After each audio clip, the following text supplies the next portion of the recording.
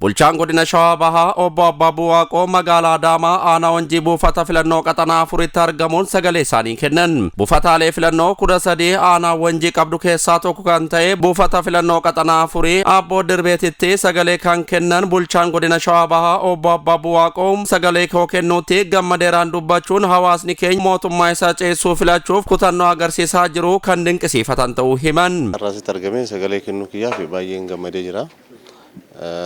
Uummannis bakka jiru akkuma argitan sagaleen isaa ijaarsa biyyaa keessatti dimokiraasii keessatti karaa dimokiraatawaa ta'een biyya akkamitti akka ijaaru uummata sagalee murteessaa ta'uu isaa hubatee sagalee kennuu halkaniin bahanii qabbana keessa kun bokkaa keessa kun karaa fagoo deemee dhufee iddoo tokkotti hiriiranii osoo hin fatiin sagalee kennaati kan jiranii. Isaa wajjin asitti argamee sagalee kennuu kiyyaaf baay'een gammadee jira.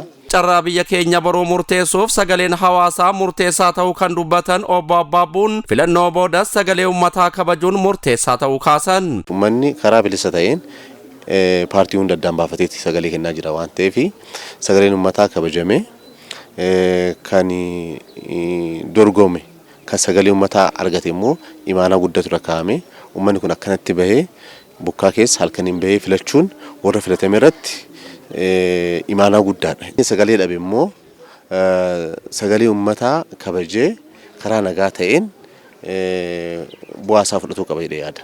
Hawaasni aanaalee sadiin sagalee yoo kennan agarree dubbifne gama isaaniin sagalee kennuu isaaniitti gammaduu dubbachuun mootummaa biyya ceessuu filachuuf kutannoo qabaachuu dubbatan. Filannoon bara kana wanti adda isa godhu keessa karaa siisteemni onlaayiniitiin gaggeeffame.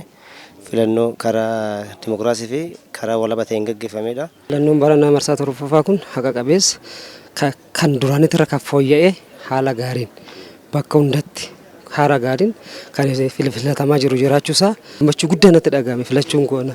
Kanuu ta'u ka biyya tanaa ta'u ka biyya tana ceesisu ni beeyna jechuudha. Kanaafuu kanuu ta'u san filanna.